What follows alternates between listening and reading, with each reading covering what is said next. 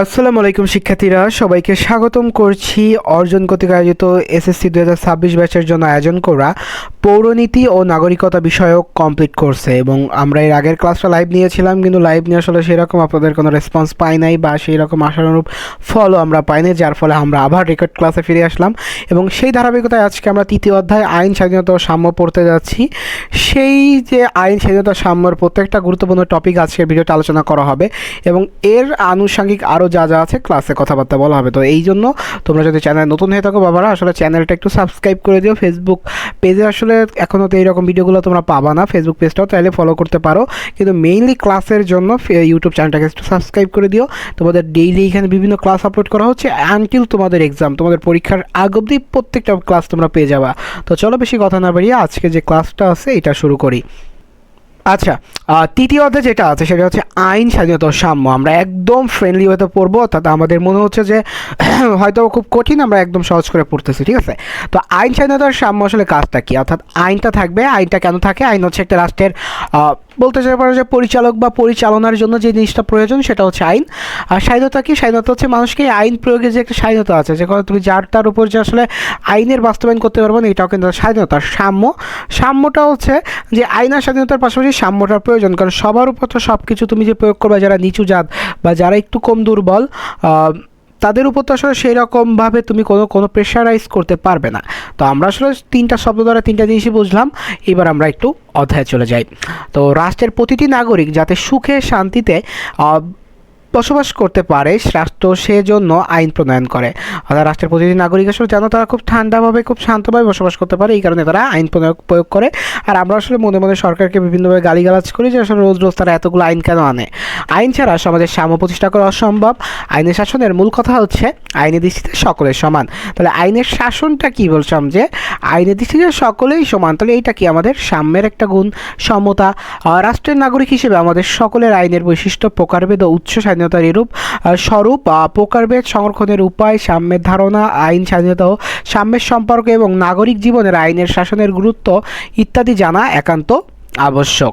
আচ্ছা, তাহলে আমাদের কেন কোনটা জানা আবশ্যক? যে রাষ্ট্রের নাগরিক হিসেবে আমাদের প্রথমত হচ্ছে আইনের বৈশিষ্ট্য জানতে হবে, এটার প্রকারভেদ জানতে হবে, উৎস জানতে হবে, স্বাধীনতার স্বরূপ জানতে হবে, পাশাপাশি এটারও প্রকারভেদ জানতে হবে, সংরক্ষণের উপায় জানতে হবে, যে কীভাবে আইন বাস্তবায়ন করবে এবং এই আইনটা সংরক্ষণ করব। এবার সাম্যের ধারণা রাখতে হবে, আইন ও স্বাধীনতা ও সাম্যের যে সম্পর্ক সেটা তো রাখতেই হবে, পাশাপাশি নাগরিক জীবনে আইনের শাসনের গুরুত্ব ইত্যাদি জানা আমাদের একান্ত আবশ্যক। আমরা আইনে চলে যাচ্ছি। আইনের প্রতিশব্দ বা ইংরেজি এটাকে আইনকে ল বলা হয়। তোমরা অনেকে আসলে যারা আইন বিষয়ক কাজকাম করে বা যারা আইনের ব্যবসা করে তাদের তোমরা লয়ার বলো। তো লয়ার থেকে আসলে লয়ারের এটা এসছে। সাধারণতভাবে আইন বলতে আমরা নীতি ও নিয়ম কানুনকে বুঝে থাকি, তার সকলের ক্ষেত্রে সমভাবে প্রযোজ্য। অর্থাৎ আইন হচ্ছে সেই জিনিসটাই যেটা আসলে সুনির্দিষ্ট নীতি প্রয়োগ করা হবে এবং পাশাপাশি নিয়মও থাকবে, যেটা বুঝে থাকি, এবং এইটাই আসলে আমাদের সমাজকে সমভাবে, অর্থাৎ সমাজকে সমভাবে চলতে সাহায্য করবে। এবার দেখি বিশেষজ্ঞগণ বিভিন্নভাবে আইনের সংজ্ঞা দিয়েছেন। অর্থাৎ বিশেষজ্ঞগণ এক একজন এক এক রকম দিচ্ছে, কিন্তু জিনিসটা কি, যে বিশেষজ্ঞগণ আসলে তারা কি বোঝাতে চেয়েছে আমরা সেটা একটু দেখি। অ্যারিস্টটল বলেন যে সমাজের যুক্তিসিদ্ধ ইচ্ছার অভিব্যক্তি হচ্ছে আইন। অর্থাৎ সমাজে যে কথাবার্তাগুলো আসলে যুক্তিসিদ্ধ ইচ্ছার অভিব্যক্তি হবে সেটাই হচ্ছে আইন হিসেবে আখ্যা করা হয়ে থাকে। অধ্যাপক হল্যান্ডের মতে আইন হচ্ছে সেই সাধারণ নিয়ম যা মানুষের আচরণকে নিয়ন্ত্রণ করে এবং সার্বভৌম কর্তৃপক্ষ প্রয়োগ ও বলবৎ করে। সেটা হচ্ছে কি, যে আইন হচ্ছে সেই নিয়ম বা যা মানুষের আসলে আচরণকে নিয়ন্ত্রণ করবে। প্রথমত আইনের আচরণকে আইন তো মানুষের নিয়ন্ত্রণ করবে, কারণ কি আইনের যদি প্রয়োগ না থাকে মানুষ তো বেয়ারা হয়ে যাবে, তার ইচ্ছার মতো সব কিছু ব্যবহার করবে, সমাজে আর খুন খারাপি বেড়ে যাবে, চুরি ডাকাতি বেড়ে যাবে। আর পাশাপাশি কি সার্বভৌম কর্তৃপক্ষ প্রয়োগবতা, অর্থাৎ এবং আবার মানুষের স্বাধীনতাও কিন্তু তা মানুষের হাতে থাকতে হবে, যে মানুষকে শুধু পরাধীন করে রাখলে এটা আইনের সার্থকতা নয়। এবার দেখি আইনবিদ স্যামন্ডের মতে আইন হলো ন্যায় প্রতিষ্ঠার রাষ্ট্র কর্তৃক স্বীকৃত ও প্রয়োগকৃত নীতিমালা। অর্থাৎ কি আইন দ্বারা কি হচ্ছে, প্রথমত ন্যায় প্রতিষ্ঠা করা হচ্ছে, এবং এটা কার দ্বারা স্বীকৃত? রাষ্ট্র দ্বারা স্বীকৃত এবং প্রয়োগকৃত। আইন যা শুধু স্বীকৃতি দিয়ে গেলে তো কাজ হবে না, এটা তো প্রয়োগ করতে হবে, এবং এটা তো একটা নীতিমালা, তাই এটা আইনবিদ স্যামন্ডের মতেই নিয়ে কথাটা বলেছেন। তারপর হচ্ছে সংক্ষেপে বলতে গেলে আইন বলতে সমাজের স্বীকৃত এবং রাষ্ট্র কর্তৃক অনুমোদিত নিয়মকানুনকে বোঝায়, যে মানুষের বাহ্যিক আচরণ নিয়ন্ত্রণ করে। তাহলে আমরা একদম সহজ একটা আইনের সংজ্ঞা পেয়ে গেলাম যে আইন বলতে সমাজের স্বীকৃত এবং রাষ্ট্রের কর্তৃক অনুমোদিত নিয়মকানুনকে বোঝায়, যা মানুষের বাহ্যিক আচরণ নিয়ন্ত্রণ করে। আইন মানুষের মঙ্গলের জন্য প্রণয়ন করা হয়। তাহলে আইন প্রণয়নের মূল কারণ কি? মানুষের মঙ্গল। আইনের দ্বারা ব্যক্তির সাথে ব্যক্তির সাথে রাষ্ট্রের, প্রথমত হচ্ছে আইনের সাথে ব্যক্তির সাথে ব্যক্তির একটা সম্পর্ক গড়ে ওঠে, ব্যক্তির সাথে রাষ্ট্রের একটি সম্পর্ক, রাষ্ট্রের সাথে রাষ্ট্রের একটি সম্পর্ক নির্ধারণ করা হয়। সাধারণভাবে বাংলাদেশের অন্যান্য দেশের যে আইনসভা এরা এই কাজ করে, বা অন্যান্য সকল দেশের আইনসভার মূল কাজই এটা। আসলে আইনসভা কাউকে কেউ শাস্তি দিতে না। তোমাদের মনে হতে পারে যে আদালত তো তৈরি হয়েছে মানুষকে শাস্তি দিতে, না, আসলে আদালত সৃষ্টি হয়েছে বা তৈরি করে আছে মানুষের যাতে জীবনে একটা সুখ শান্তি থাকে, যারা এই যে অন্যায় বিচার করে তারা যেন একটু প্রায়শ্চিত্তভাব অনুভব করে, তারা যেন স্বাভাবিক জীবনে ফিরে আসে এবং মানুষকে স্বাভাবিকভাবে থাকতে দেয়। এবার দেখি যে আসলে দেশের যে আইনসভাগুলো আছে সেইটা কীভাবে পরিচালনা করে এবং এটার কাজ কাম কী। যে সাধারণভাবে দেশের আইনসভা কর্তৃক আইন প্রণীত হয় এবং নির্বাহী বিভাগ, অর্থাৎ কি আমরা কালকের ক্লাসে কিন্তু 3টা বিভাগ পড়েছিলাম, যে সেই 3টা বিভাগের একটা বিভাগ নির্বাহী বিভাগ, তা প্রয়োগ করে এবং আইন ভঙ্গ করলে শাস্তির বিধান আছে, এবং যদি তুমি আইন অমান্য করো সেটা আসলে শাস্তির বিধান আছে। কারণ কি, সমাজে যদি তুমি আইন প্রয়োগ করলে এবং আইনের বাস্তবায়ন করলে না, তাহলে সেই আইনের কোনো দাম নেই। কেন দাম নেই? কারণ কি, যে একটা লোক চুরি করলো তাকে কোনো শাস্তি দেওয়া হলো না, তো আইন আছে কি যে চুরি করলে 5,000 টাকা জরিমানা ধরো, বা চুরি করলে 50,000 টাকা জরিমানা। এখন যদি সেই লোকটা 50,000 টাকা জরিমানা না দেয়, তাহলে তোর ভিতরে আসলে সেই ন্যূনতম ঘটবে না, এবং যদি সে যদি ধরো 7 দিন জেল 10 দিন জেল না খাটে, এর ভিতর তো আসলে সেই জিনিসটা কাজ করবে না। যার ফলে যখন আইনটা থাকবে, এটার আসলে বিধানটাও থাকবে এবং এটা যখন কেউ কাজ করবে, ধরো অন্যায় কাজ যেই করবে তার প্রতি আইনটা বাস্তবায়ন করা হবে। এবার আইনের বৈশিষ্ট্য, আইনের কতগুলো মৌলিক বৈশিষ্ট্য লক্ষ্য করা যায়, নিচে আলোচনা করা হলো। এক হচ্ছে বিধিবদ্ধ নিয়মাবলী। আইন কতগুলো প্রথা, রীতিনীতি ও নিয়মকানুনের সমষ্টি। অর্থাৎ আইন হচ্ছে একটা সুসংজ্ঞায়িত জিনিস, যেটা প্রত্যেকটা জিনিসই পারফেক্ট ওয়েতে ব্যবহার করা হচ্ছে। অর্থাৎ আইনে কোনো ধরনের কোনো কারচুপি নেই, কোনো মন গড়া কথা নেই, কোনো ধরনের কোনো অন্যায় বিচারের সুযোগ নেই। বাহ্যিক আচরণের সাথে যুক্ত আইন মানুষের বাহ্যিক আচরণ ও কর্মকাণ্ড নিয়ন্ত্রণ করে, অর্থাৎ মানুষের অন্তরে কী আছে তো জানা যাবে না। তুমি যতই একটা লোককে শাস্তি দাও, ওর মনে যদি পাপের ইচ্ছা থাকে, ও যদি খুনের ইচ্ছা পোষণ করে, চুরির ইচ্ছা পোষণ করে, ও যতই শাস্তি পাও করবে। দেখো না যে অনেকে আসলে চুরি করে করে জেল খাটে, আবার 15-20 দিন পর বা 1 মাস পর 2 মাস পর ফিরে এসে আবার চুরি করে। কারণ ওকে ওকে তো শাস্তি দেওয়া হচ্ছে, তাহলে ওর তো প্রায়শ্চিত্ত হওয়ার উচিত না। ওর প্রায়শ্চিত্ত হয়েছে, ওর বাহ্যিক প্রায়শ্চিত্ত হয়েছে। ওকে হয়তো আমরা আটকে রেখেছি, কষ্ট দেওয়া হচ্ছে, ওর খাওয়ায় কষ্ট হয়েছে, একটু ওর সব কিছুতে সংকীর্ণতা হয়েছে, কিন্তু মনের তো আসলে সংকীর্ণ হয়নি, কারণ মনে তো আসলে কারো নিয়ন্ত্রণ নেই। যার মন তো তার নিয়ন্ত্রণ। এখন ও যদি মনে মনে চিন্তা করে যে আমার আটকাইছো, নেক্সট টাইম যখন আমি বের হবো আমি আরও বড় করে চুরি করব, তাহলে এটাই আসলে এটা বাহ্যিকের সাথে যুক্ত। যেমন আইন বিরোধী কোনো কাজের জন্য শাস্তি পেতে হয়, শাস্তির ব্যয় মানুষ অপরাধ থেকে বিরত থাকে। এখন যে আসলে ওইটার ভিতরে অভ্যস্ত না, বা যার ভালো মন, যা কেউ হয়তো ধরো আমি যদি কোনো একটা অন্যায় করে আমি জেলখানায় যাই, তো আমি তো চিন্তা করবো ভাই আসলে আমি কি করে বের হবো, আমি আর বের হলে এই কাজ করবো না। ধরো আমি কি করলাম, আমার লাইসেন্স নেই, আমি একটা গাড়ি চালাতে গেলাম, লাইসেন্স নেই, আমাকে একটা শাস্তি দিল, আমি পরবর্তী দিন যখন রাস্তায় গাড়ি নিয়ে বের হবো, এটাও তো একটা আইন, আমি কিন্তু অবশ্যই লাইসেন্সটার সাথে নিয়ে চলবো। কারণ কি, আমি পূর্ববর্তী দিনে একটা শাস্তি পেয়েছি। তো এটা আসলে আমাদের বাহ্যিক আচরণের সাথে যেমন ব্যবহার, সেমন হচ্ছে আমাদের অন্তর বা আমাদের সাথেও কিন্তু অনেক সময় কাজ করে। এবার রাষ্ট্রীয় অনুমোদন ও স্বীকৃতি দেখি, সেটা হচ্ছে সমাজের যেসব নিয়ম রাষ্ট্রে অনুমোদন করে সেগুলো আইনে পরিণত হয়। অর্থাৎ এইগুলো হচ্ছে সমাজের নিয়মগুলো। সমাজের নিয়মটা আসলে কি রাষ্ট্রের ওইগুলো হিসেবে কাজ করে। সেটা কিভাবে কাজ করে, যে যদি আমাদের সমাজে কোনো একটা নিয়ম পরিচালনা করা হয়, এবং কি নিয়মটা আমাদের এখানে ধরো নিয়ম আছে কি, কেউ যদি কারো তথ্য চুরি করে, অর্থাৎ তথ্য অধিকার আইন, বা কেউ যদি কোনো একটা জিনিস কপিরাইট আছে সেই জিনিস নিয়ে যায়, তা কিন্তু শাস্তি দেওয়া হবে। তো এটা তো আসলে একটা নিয়ম, যে কেউ কারো জিনিস নিবে না, কেউ কারো জিনিস যদি তার কষ্টের জিনিস কেন কেউ নিবে।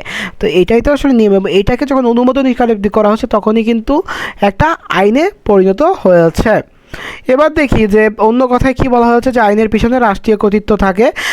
আইনের কথা রাষ্ট্রীয় কর্তৃত্ব থাকবে কেন, আইন তো বাস্তবায়ন করবে কে, রাষ্ট্র। আইনের পিছনে তো রাষ্ট্রীয় কর্তৃত্ব থাকতেই হবে।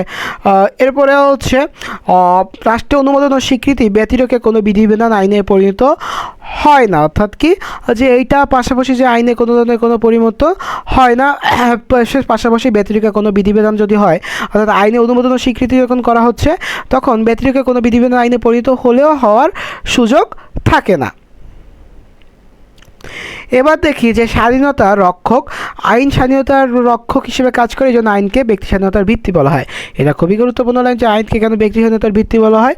হচ্ছে ব্যক্তি স্বাধীনতার জন্য তুমি একটা লোকের ব্যক্তি স্বাধীনতার পাশাপাশি, যেমন তুমি ধরো কারো যদি স্বাধীনতা খুব বেশি ওভার হয়ে যায়, যে কেউ তার মাত্রা অতিরিক্ত স্বাধীনতা প্রয়োগ করে ফেললো, যেমন কি চাঁদাবাজি, কেউ অন্যায়ভাবে অন্যের উপর চাঁদাবাজি যদি করে, এটা তো আসলে ব্যক্তি স্বাধীনতা না। এখন কেউ যদি চাঁদাবাজিকে নর্মালাইজ করার চেষ্টা করে বা কেউ যদি টেন্ডারবাজিকে নর্মালাইজ করার চেষ্টা করে, এটা হচ্ছে তার সমস্যা। কিন্তু অ্যাজ এ চাঁদাবাজ বা অ্যাজ এ চাঁদাবাজি, এটা আসলে ফেস করা আসলে খুবই খারাপ জিনিস। তো ব্যক্তি স্বাধীনতা, এখন কেউ যদি ওই যে আমরা তো অনলাইনে অনেক ভিডিও দেখি না, যে একটা গাড়ি আটকা রাখছে, গাড়ি আটকা রাখার পর বলতেছে দেন এটা চাঁদা দেন, একটা টিকিট ধরা দিচ্ছে, দিয়ে বলতেছে কয় টাকা, 20 টাকা। এখন বলছে ভাই কিসের 20 টাকা, কয় দেন এটা দিতে হয়। তাহলে এইটা কি, সে তো এমনভাবে বলছে এটা তার অধিকার, কিন্তু এটা তো আসলে আপনার যে ক্ষেত্রে যদি আপনি অধিকার হিসেবে প্রয়োগ করেন, এটা তো অন্য ক্ষেত্রে জুলুম। এবং এইটাই আসলে আমাদের আইনের বাস্তবায়ন, আইন এই জুলুমটা করতে দেয় না। এই কারণে আইনকে বলা হয়ে থাকে ব্যক্তি স্বাধীনতার রক্ষক। এবার দেখি সর্বজনীন। আইন সর্বজনীন, সমাজের সকল ব্যক্তিদের আইন দৃষ্টিতে সমান, জাতি ধর্ম বর্ণ গোত্র নারী পুরুষ ধনী দরিদ্র সবার জন্য আইনের সমান প্রযোজ্য হবে। আইন সবার জন্য সমান, যেমন রিসেন্টলি আমরা দেখেছি যে ঢাকা বিশ্ববিদ্যালয়ের তোফাজ্জেলের যে হত্যা, আজকে এই নিউজটা, তার 22 জনকে গ্রেফতারি পরোয়ানা দেওয়া হয়েছে। তোফাজ্জেল কী ছিল, একজন মানসিক ভারসাম্যহীন ব্যক্তি ছিল। ও তো আসলে ওই রকম খুব ভালো লোক ছিল না। তো ভালো লোক বলতে যে মানুষত্ব ভালো না, আমরা যে সুস্থ স্বাভাবিক লোক ছিল না। কিন্তু তাকে কিন্তু কী করা হয়েছে, তাকে কোনো না কোনোভাবে কিন্তু হত্যা করা হয়েছে, এবং সেইটার বিচার কিন্তু আমাদের বাস্তবায়িত করা হবে। তো এইটার জন্য যে আইন আসলে সবার জন্য, তোফাজ্জেল আসলে পাগল বা শারীরিক মানসিকভাবে একটু অসুস্থ, তার বলে যে শাস্তি পাবে, মানে মানুষ সে শাস্তি পাবে না, এটা না। আবার এমন আছে, আমরা অনেক দেখতেছি যে রিসেন্টলি কিন্তু আরও একটা ঘটনা ঘটেছে, যেমন কি শিশুদের উপর কিন্তু ধর্ষণের যে মাত্রা, এটা বেড়ে গিয়েছে। এখন বাচ্চারা আসলে বিচার চেতে পায় না বলে কি তাদের উপর বিচারগুলো করা হবে না? কিন্তু না, আসলে আইন যেহেতু সর্বজনীন, এই কারণে আইনে সবার বিচার হবে।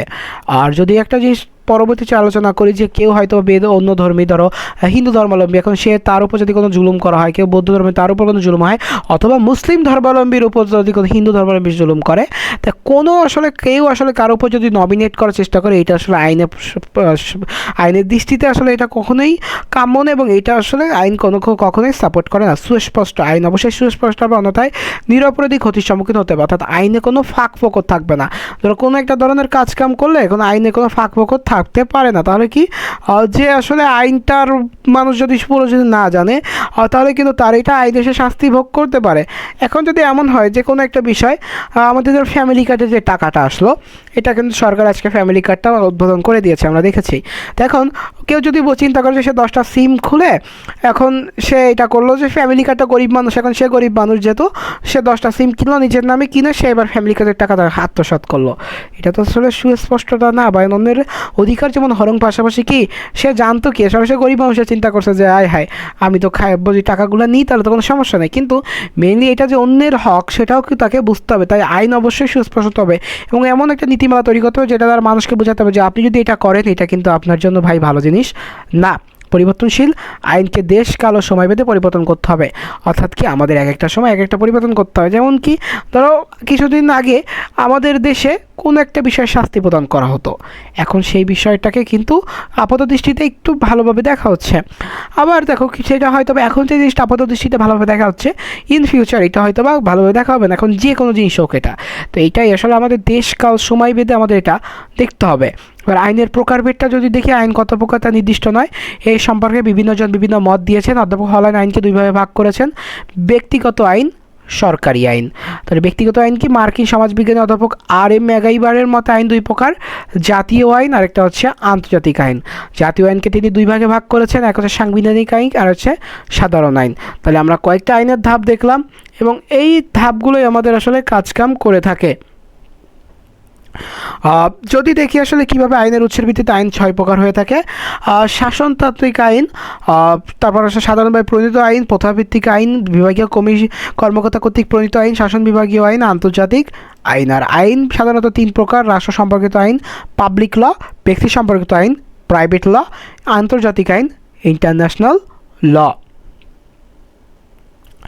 এবার যদি দেখি যে রাষ্ট্র সম্পর্কিত আইনটা কি, সেটা হচ্ছে রাষ্ট্র কর্তৃক প্রণীত এবং বলবৎ নিয়মকানুনই হলো রাষ্ট্র সম্পর্কিত আইন। রাষ্ট্র পরিচালনা করতে নানা ধরনের আইন প্রণয়ন ও প্রয়োগ করতে হয়।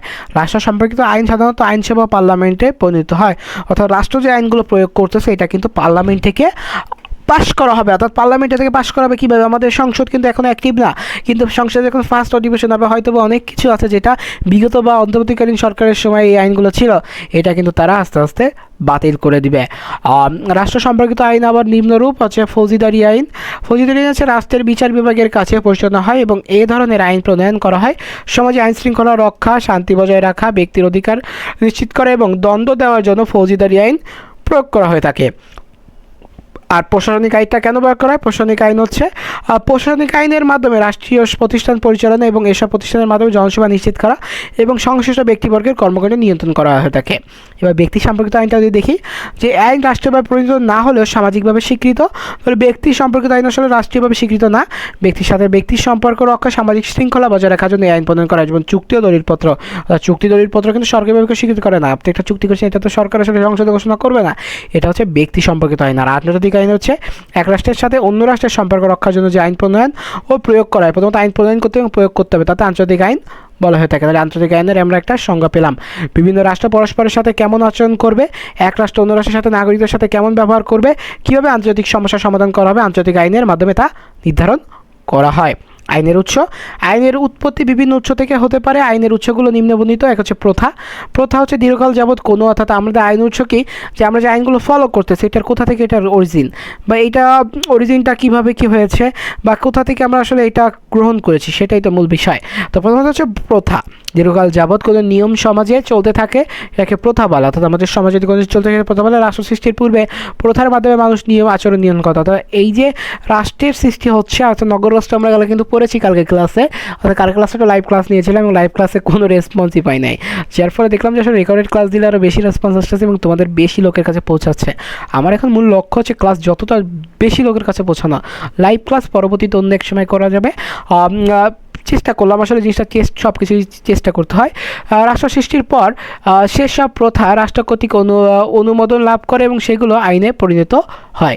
যুক্তরাজ্যের অনেক আইন প্রথার উপর ভিত্তি করে সৃষ্টি করা হয়েছে। এবার ধর্মীয় আইন। ধর্মীয় আইন কি? ধর্মীয় অনুশাসন ও ধর্মগ্রন্থ আইনের অন্যতম উৎস। সকল ধর্মের কিছু অনুশাসন রয়েছে এবং ওই ধর্মের অনুসারীরা তা মেনে চলে। এইসব অনুশাসন সমাজ জীবনকে সুন্দর ও সুশৃঙ্খল পরিচালিত করা হয়ে থাকে। ফলে ধর্মীয় অনুশাসনের ক্ষেত্রে পরবর্তীকালে রাষ্ট্রের স্বীকৃতি লাভের আইনে পরিণত হয়, যেমন মুসলিম আইন, হিন্দু আইন ইত্যাদি।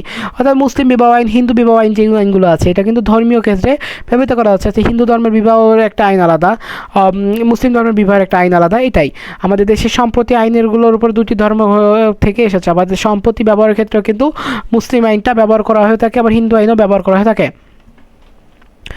আইনবিদদের গ্রন্থ হচ্ছে, আমরা যখন গ্রন্থ আসলে গল্প, উপন্যাস কিংবা খবরের কাগজ পড়ি, কোনো শব্দের অর্থ বুঝতে সমস্যা হলে অভিধান বা বিশ্বকোষের সাহায্য নিই। আর ঠিক তেমনই বিচারকগণ কোনো মামলার বিচার কার্য সম্পাদন করতে গিয়ে যদি তারা কোনো ধরনের কোনো সমস্যা পড়ে, তাহলে তারা কী করে, এই আইনবিদের গ্রন্থটা খোঁজে এবং এই সমস্যাটা সমাধানের জন্য আইন বিশারদের বিজ্ঞানসম্মত গ্রন্থের আসলে এগুলো সার্চ করে এবং তাই পরবর্তীকালে আইনে ব্যবহৃত হয়। অধ্যাপক A.B. Dicey the law of the constitution এবং উইলিয়াম ব্ল্যাকস্টোনের হচ্ছে commentaries on the laws of England, এই দুইটা বই আসলে এই আইন বিষয়কে খুব গুরুত্বপূর্ণ এবং এটা কিন্তু এমসিকিউর জন্য গুরুত্বপূর্ণ। এবার বিচারকের রায়টা দেখি। আদালতে উত্থাপিত মামলার বিচার করার জন্য প্রচলিত আইন অস্পষ্ট হলে বিচারক তাদের প্রজ্ঞা বিচারবুদ্ধির উপর ভিত্তি করে আইনের ব্যাখ্যা দেন এবং উক্ত মামলার রায় দেন।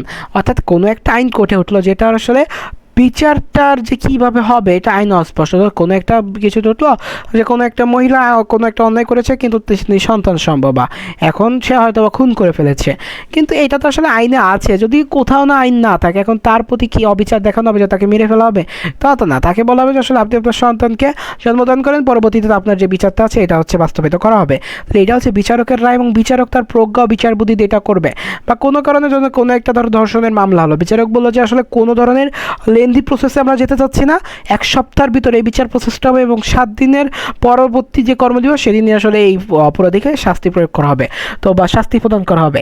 তাহলে এইটা কি আসলে বিচারকের রায় এবং বিচারকের বিচার বুদ্ধি। পরবর্তীকালে বিচারকগণ সেসব রায় অনুসরণ করে, অর্থাৎ এই পরবর্তীতে যখন অন্য কোনো কেস উত্থাপিত হয় তখন ওই অন্যান্য পূর্বের বিচারকরা যারা থাকে, অর্থাৎ পরবর্তী বিচারকরা থাকে, তারা দেখা যায় পূর্বের কোনো বিচারক যে আসলে এই আইন পড়েছে বা সে এই মামলায় কোন ধরনের রায় দিয়েছে, তখন সে তার মতো করে ওইটা পর্যালোচনা করে দেয় যদি এমন কোনো আইন আসে। এভাবে বিচারকের রায় পরবর্তীকালে আইনে পরিণত হয়। সুতরাং বিচারকের রায় আইনের একটি গুরুত্বপূর্ণ উৎস। ন্যায়বোধ হচ্ছে আদালতে এমন অনেক মামলা উত্থাপিত হয় যা সমাজের জন্য অনেক সময় কোনো আইন বিদ্যমান থাকে না। সে অবস্থায় বিচারকগণ তাদের ন্যায়বোধ বা বিবেক দ্বারা উক্ত মামলার বিচার কার্য সম্পাদন করেন। পরবর্তী সময় তা আইনে পরিণত হয়। আরেকটা হচ্ছে আইনসভা। আধুনিককালে আইনের প্রধান উৎস হচ্ছে আইনসভা। জনমতের সঙ্গে সঙ্গতি রেখে বিভিন্ন দেশের আইনসভা নতুন করে আইন প্রণয়ন করে এবং পুরানো আইনের সংশোধন করে। এবার দেখি নাগরিক জীবনে আইনের শাসন। আইনের শাসন হচ্ছে কেউ আইনের ঊর্ধ্বে নয়, সবাই আসলে আইনের অধীন। এই কথাটা হচ্ছে আইনের মূল কথা হচ্ছে যে আইন সবাইকে সমান অধিকার দিবে। আপনি যে আসলে এক্সট্রা কোনো ফ্যাসিলিটিস পাবেন এইটা আইন কখনোই নিশ্চিত করে না। অন্য কথায় আইনের চোখে সবাই সমান। আইনের দৃষ্টিতে সকল নাগরিকের সমান অধিকার প্রাপ্তির সুযোগকে আইনের শাসন বলে। সবার উপরে আইন এর অর্থ হচ্ছে আইনের প্রাধান্য। আইনের দৃষ্টিতে সকলের সমান এবং অর্থনৈতিক জাতি, বর্ণ, ধর্ম, বর্ণন, লিঙ্গ, পেশা নির্বিশেষে আইনের যে সমান আশ্রয় লাভ করা। এবং এই ফলে আসলে কয়টা ভেদ তা তো আমরা দেখলাম। এর ফলে দরিদ্র, সবল, দুর্বল সকলের সমান অধিকার লাভ করবে। আইনের শাসনের প্রাধান্য থাকলে আর সরকার ক্ষমতার অপব্যবহার থেকে বিরত থাকবে এবং আইনের বিধান মেনে চলবে। আইনের শাসনের গুরুত্ব অপরিসীম। আইন না থাকলে সমাজে অনাচার, অরাজকতা সৃষ্টি হয়। আইনের শাসনে অনুপস্থিত থাকলে নাগরিক স্বাধীনতা পাচ্ছে না, গণতন্ত্র, সামাজিক মূল্যবোধ, সাম্য কিছুই থাকে না। সাম্য, স্বাধীনতা, অধিকার প্রতিষ্ঠার জন্য আইনের শাসন অত্যাবশ্যক। আইনের শাসনের দ্বারা শাসক ও শাসিত সুসম্পর্ক সৃষ্টি নয়, সরকার স্থায়িত্ব লাভ করে এবং রাষ্ট্রে শান্তি প্রতিষ্ঠিত হয়। এর অভাবে অবিশ্বাস্য আন্দোলন ও বিপ্লবী অবিসম্ভাবী হয়ে ওঠে আর বিশৃঙ্খলা, অশান্তি, হানাহানি সমাজের ভিতরকে দুর্বল করে তোলে। অর্থাৎ আইনে যদি স্থায়িত্ব না থাকে বা আইনে শান্তি প্রতিষ্ঠা না হয় এবং এটার অভাবে কী কী সমস্যা হচ্ছে আমরা তা দেখছি। সমাজে আইনে দরিদ্র, সবল, দুর্বলদের ভেদাভেদ প্রকট আকারে ধারণ করে। সুতরাং সামাজিক সাম্য, নাগরিক অধিকার, গণতান্ত্রিক ও সামাজিক রাষ্ট্র ব্যবস্থার জন্য আইনের শাসন অপরিহার্য। আইনের শাসন একটি সভ্য সমাজের মানদণ্ড। এবার আমরা স্বাধীনতা পড়ব। স্বাধীনতা অর্থে স্বাধীনতা বলতে নিজের ইচ্ছা অনুযায়ী কোনো কাজ করাকে বোঝায়, কিন্তু প্রকৃত অর্থে স্বাধীনতা বলতে হচ্ছে অবাধ স্বাধীনতাকে বোঝায় না। এই যে বললাম যে আসলে অবাধ স্বাধীনতা প্রয়োগ করতে যে অন্যের স্বাধীনতা হরণ যেন না হয়, এই স্বাধীনতাকে আসলে স্বাধীনতা বলে না। সীমাহীন স্বাধীনতা সমাজে বিশৃঙ্খলা সৃষ্টি করে। উদাহরণ কাউকে ইচ্ছে মতো সব কিছু করার স্বাধীনতা দিলে সমাজে অন্যদের ক্ষতি হতে পারে এবং অশান্তিপূর্ণ পরিবেশ সৃষ্টি হতে পারে। তাই পরিণতিতে স্বাধীনতা বলতে ভিন্নতা, অন্যের কাছে হস্তক্ষেপ না, বাধা সৃষ্টি না করে নিজের ইচ্ছা অনুযায়ী নির্দিষ্ট সীমার মধ্যে কাজ করেছে স্বাধীনতা। একদম সুন্দর একটা সংজ্ঞা স্বাধীনতার। অর্থাৎ স্বাধীনতা হলো এমন এক সুযোগ সুবিধা বিভিন্ন পরিবেশ কেউ কারো ক্ষতি না করে নিজের অধিকার ভোগ করবে। স্বাধীনতার ব্যক্তির তো বিকাশে সহায়তা করে এবং ব্যক্তির ভোগের ক্ষেত্রে বাধা অপসারণ করে। স্বাধীনতার বিভিন্ন রূপ রয়েছে। একটা হচ্ছে ব্যক্তি স্বাধীনতা, সামাজিক স্বাধীনতা, রাজনৈতিক স্বাধীনতা, অর্থনৈতিক স্বাধীনতা, একটা হচ্ছে জাতীয় স্বাধীনতা। ব্যক্তি স্বাধীনতা কি?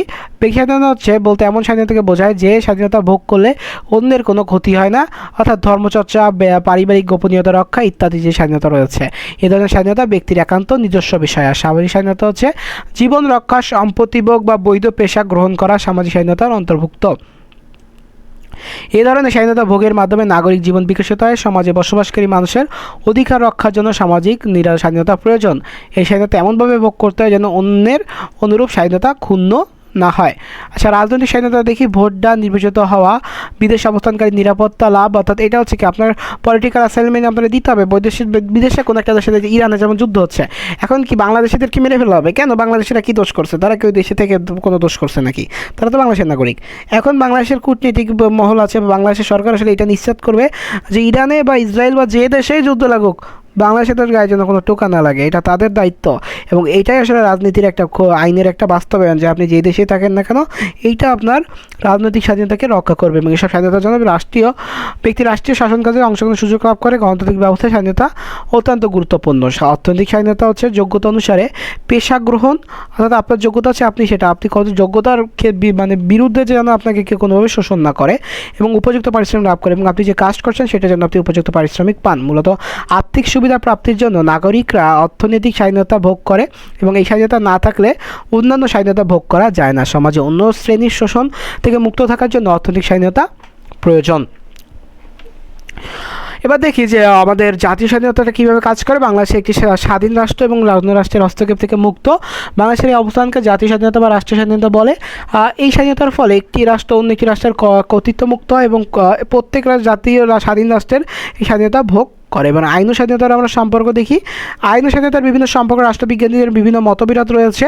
তাদের অনেকেই বলে আইন ও স্বাধীনতার মধ্যে সম্পর্ক হচ্ছে ঘনিষ্ঠ, অর্থাৎ এদের ভিতর যে সম্পর্ক এটা অনেকেই বলে যে ঘনিষ্ঠ, আবার কেউ কেউ বলে যে আইন সাথে পরস্পর বিরোধী। এখন আমরা দেখি যে আসলে কি প্রকৃতপক্ষে আইন ও স্বাধীনতার সম্পর্ক বিরোধীও নয় আবার ঘনিষ্ঠ। কারণ নিম্নে আলোচনা করো আইন স্বাধীনতার রক্ষক, অর্থাৎ আইন স্বাধীনতা রক্ষা হিসেবে কাজ করে। আমাদের স্বাধীনতা রয়েছে, আইন আমাদের আছে বলে সকল স্বাধীনভাবে ভোগ করছি। জন লক যথার্থই বলেছেন যে যেখানে আইন থাকে না সেখানে স্বাধীনতা থাকতে পারে না, অর্থাৎ জন লকের কথাটা দ্বারাই কিন্তু আমরা বুঝে গেলাম। এবার দেখি স্বাধীনতা আইনে স্বাধীনতার অভিভাবক, আইন স্বাধীনতার অভিভাবক হিসেবে কাজ করে। পিতামাতা যেমন অভিভাবক কাজ করে থাকে, বিপদাপদ থেকে রক্ষা করে নিরাপদে রাখে, তেমনি আইন সর্বপ্রকার বিরোধী শক্তিকে প্রতিহত করে স্বাধীনতা রক্ষা করে থাকে। আইন স্বাধীনতার সত্য হচ্ছে আইনের স্বাধীনতা আছে বলেই স্বাধীনতার ভোগ করতে পারে এবং উইলবির মতে আইনের নিয়ন্ত্রণ আছে বিধায় স্বাধীনতা রক্ষা করা যায়। এবার আছে আইন স্বাধীনতাকে সম্প্রসারিত করে। আইন নাগরিকের স্বাধীনতাকে সম্প্রসারিত করে কীভাবে? সুন্দর, শান্তিময়, সুষ্ঠু জীবনযাপনের জন্য যা প্রয়োজন তা আইনের সৃষ্টি।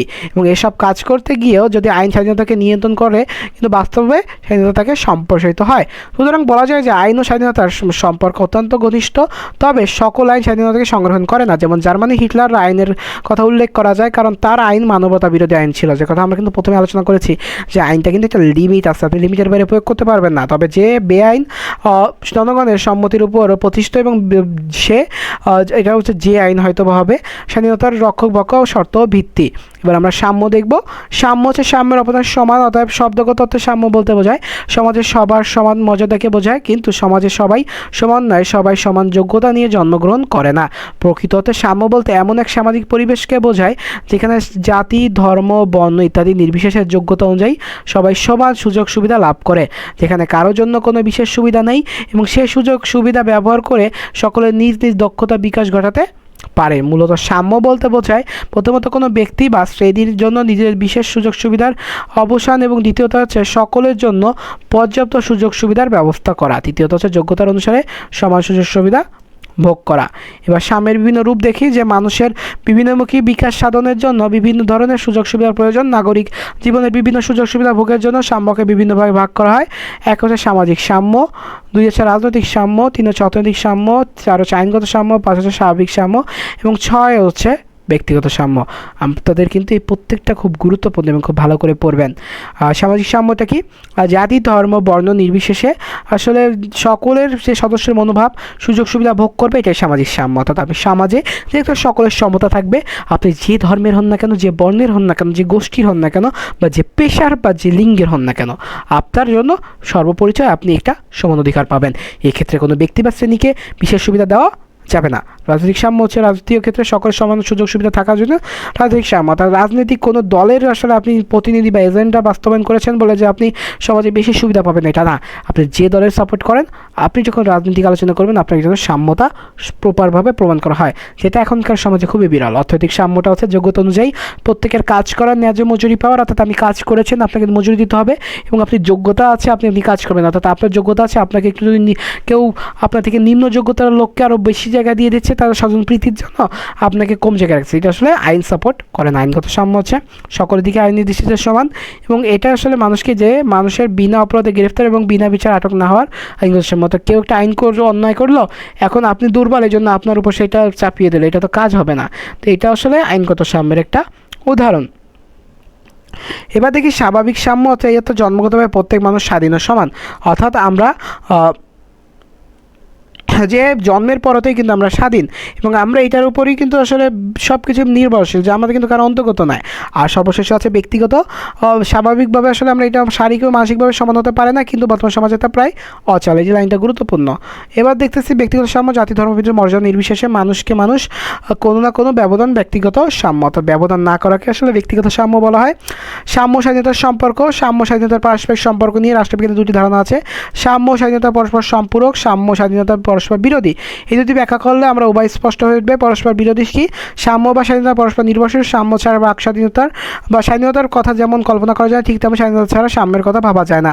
তাই একটি যত তা থাকে, অর্থাৎ আপনার যদি সাম্য বাস্তবায়ন করে আপনার স্বাধীনতা থাকতে হবে, কারণ স্বাধীনতা না থাকলে একটা গোষ্ঠী বেশি সুবিধা পাবে। আবার যদি আপনার স্বাধীনতা থাকে কিন্তু সাম্য না থাকে, তাহলে কিন্তু কাজ হবে না। কারণ কি? স্বাধীনতা বেশি দিন রাখা যাবে না, কারণ স্বাধীনতা অর্জনের থেকে রক্ষা করা বেশি কঠিন। আচ্ছা, গণতন্ত্রের ভিত্তি কি? সাম্য স্বাধীনতা গণতন্ত্রের ভিত্তি হিসেবে রূপ কাজ করে। জনগণের অধিকার প্রতিষ্ঠা কাজ করে থাকে সাম্যের দরকার হয়, তেমনই স্বাধীনতার প্রয়োজন হয়। সাম্য ও স্বাধীনতার একই সঙ্গে বিরাজ না গণতান্ত্রিক অধিকার ভোগ করা সম্ভব হতো না। সাম্য উঁচু নিচুর ভেদাভেদ দূর থেকে স্বাধীনতা সকলের প্রয়োগের সুবিধা ভোগ অধিকার করে থাকে। পরিশেষে বলা যায় সাম্য স্বাধীনতা পরস্পর পরিপূরক ও সম্পূরক। রাজনৈতিক, সামাজিক ও অর্থনৈতিক স্বাধীনতা ছাড়া রাষ্ট্রীয় কার্য অংশগ্রহণ, চলাফেরা, জীবন ধারণের জন্য সাম্যভিত্তিক সমাজ গঠন করা সম্ভব হবে না। সমাজের সুবিধাগুলো সকলে মিলে সমানভাবে ভোগ করতে হলে স্বাধীনতার প্রয়োজন। তাই বলা যায় সাম্য মানেই স্বাধীনতা, স্বাধীনতা মানেই সাম্য। এবং এই ছিল আমাদের তৃতীয় অধ্যায়, আইন, স্বাধীনতার সাম্য। এবং আপনাদের কেমন লেগেছে ক্লাসটা সেটা জানাবেন। এবং আমরা আসলে লাইভ ক্লাস দিয়ে কোনো ধরনের আপনাদের কাছে পৌঁছাতে পারতেছিলাম না, তাই রেকর্ড ক্লাসে ফিরে আসলাম। তো এই একটা লাইভ ক্লাস আছে, ওইটা করতে থাকেন এবং ইনশাল্লাহ যদি খুব ভালো রেসপন্স পাই তখন আমরা আসলে লাইভ ক্লাসে শিফট হবো। তো দেখা হচ্ছে অন্য ক্লাসে। সে সুস্থ থাকো, সুন্দর থাকো, পড়াশোনার সাথে থাকো। আসসালামু আলাইকুম।